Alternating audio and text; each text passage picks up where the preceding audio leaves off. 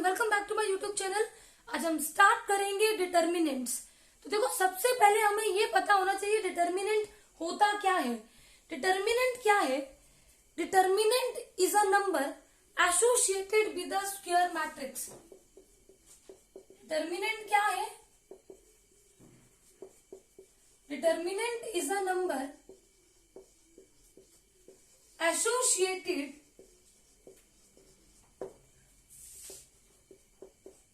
with a square matrix।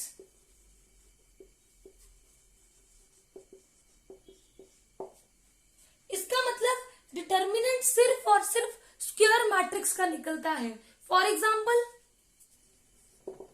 ये हमने एक 2x2 ऑर्डर की स्क्वायर मैट्रिक्स ले ली।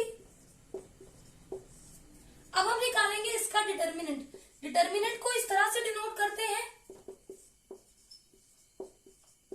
डिटर्मिनेंट कैसे निकालेंगे?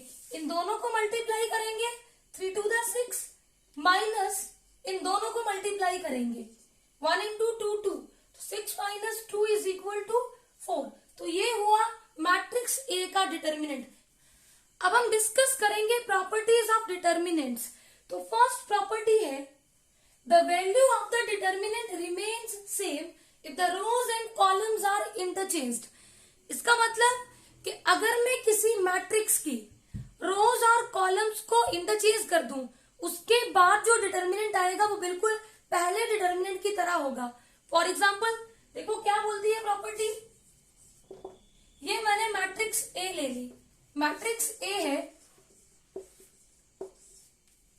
इसका डिटर्मिनेंट निकालेंगे। इसका डिटर्मिनेंट क्या होगा? 6 minus 2 is equal to 4। इसने बोला रोज एंड कॉलम्स को इंटरचेंज करो। रोज और कॉलम्स को इंटरचेंज करने का मतलब है मैट्रिक्स ए का ट्रांसपोज लो। इसका ट्रांसपोज ले लिया, रोज और कॉलम्स को इंटरचेंज किया। अब मैं निकालूंगी डिटर्मिनेंट ऑफ ए ट्रांसपोज। किसके इक्वल आएगा? 3 to the 6 2 1 the 2। इसकी वैल्यू भी किसके इक्वल हो गई? 4। इसका मतलब है determinant of A is equal to determinant of transpose of A. ये हमारी पहली प्रॉपर्टी है।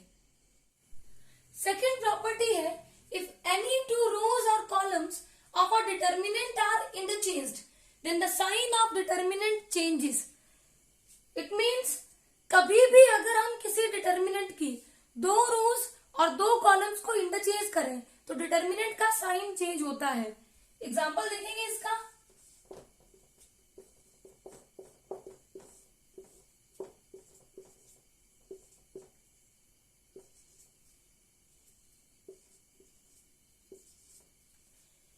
इसका डिटर्मिनेंट हम निकाल लेते हैं 1 into 3 minus 15 minus 2 into 6 minus 15 plus 4 into 6 minus 3। तो कितना आ जाएगा? -12 minus 2 into -9 और ये आएगा 3 12। ये cancel out, minus into minus plus 18, 9 to the 18। अब प्रॉपर्टी क्या बोलती है? ये मैंने इंटरचेंज कर ली, इसको बी से डिनोट कर दिया। किन्हीं भी दो रोज को R1 को R2 बना लिया और R2 को R1 बना लिया।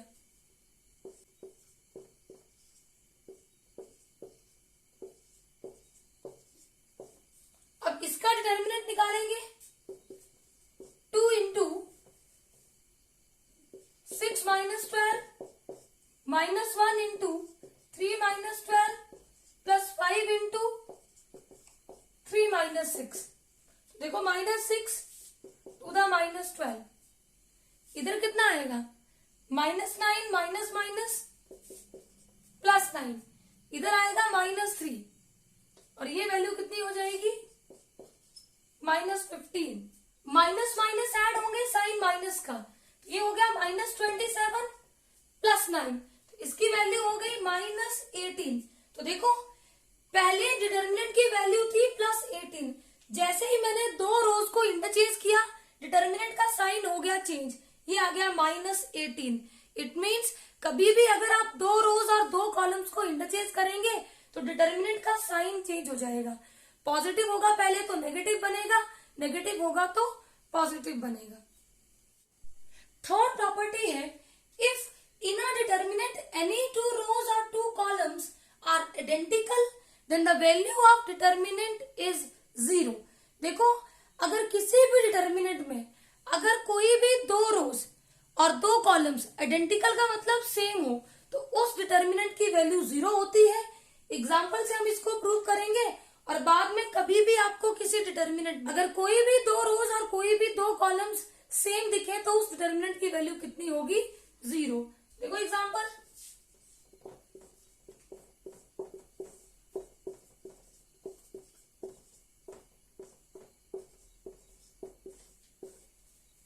ये हमारे पास एक डिटर्मिनेंट है जिसकी दो रोज सेम है, R1 और R2 आइडेंटिकल है। इसका डिटर्मिनेंट हम निकालेंगे 1 into 12 minus 15 minus 2 into 6 minus 12 plus 3 into 5 minus 8। कितना आएगा? -3। इधर से वैल्यू आएगी -6, minus into minus plus 6 to the 12 और इधर -3 और 3 3 द 9। नेगेटिव नंबर ऐड होंगे -12 प्लस 12 तो वैल्यू कितनी होगी? 0। तो ये वाली प्रॉपर्टी भी हमने प्रूव कर ली। फोर्थ प्रॉपर्टी है, if in a matrix all the elements of any row और any column are 0 then the value of determinant is 0। देखो, अगर किसी भी डिटर्मिनेंट की कोई भी एक रो या किसी भी एक कॉलम के सारे एलिमेंट अगर 0 हो तो उसका डिटर्मिनेंट 0 होता है। फॉर एग्जाम्पल,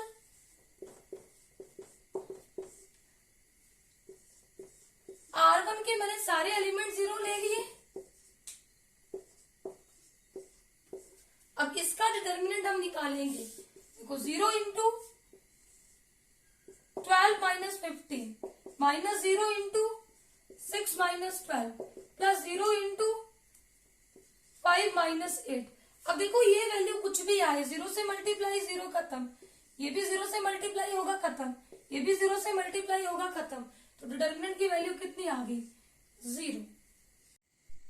फिफ्थ प्रॉपर्टी है, if in a determinant the elements of any row और any column are multiplied by the same scalar k, then the value of the new determinant is k times the given determinant।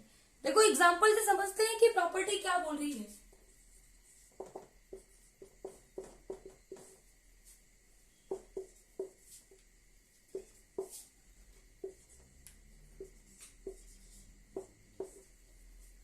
इसका determinant हम निकालेंगे 1 into 1 minus 12 minus 2 into 2 minus 20 plus 3 into 6 minus 5।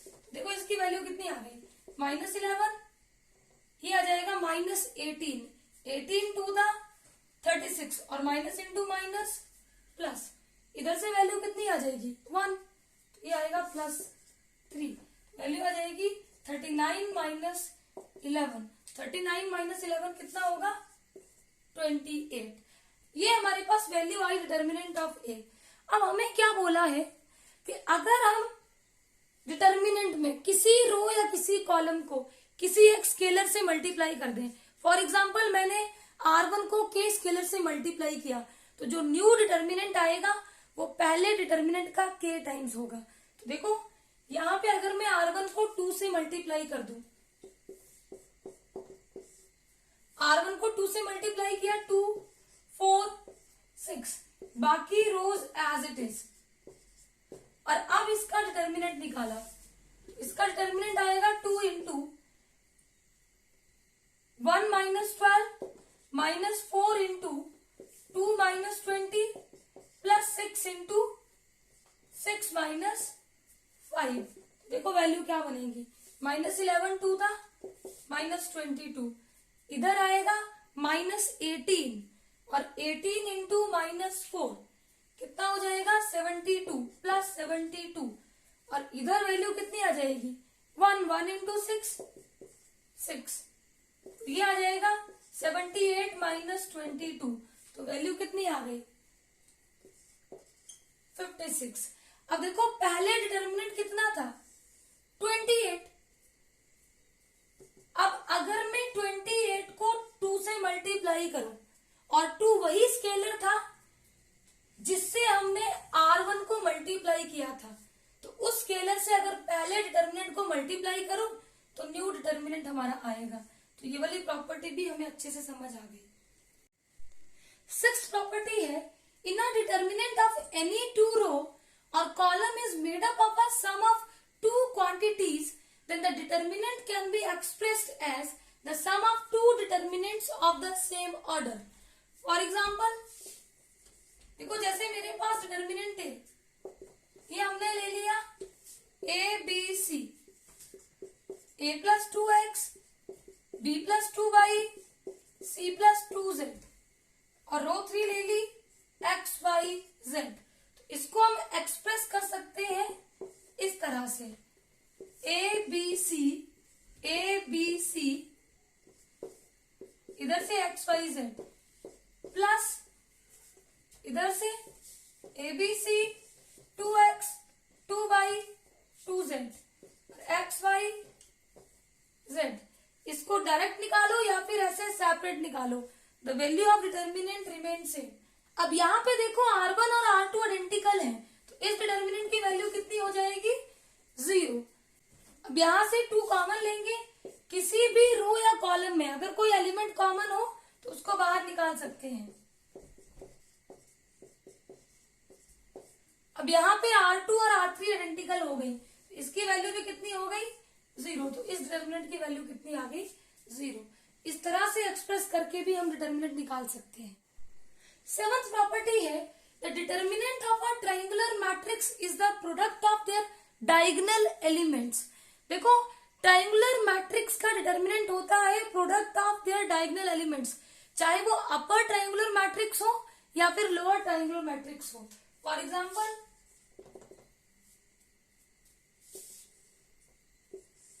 ये हमारे पास matrix है,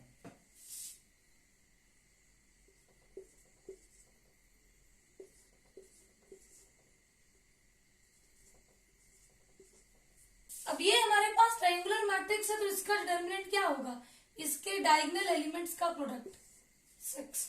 आई hope ये भी आपको अच्छे से क्लियर।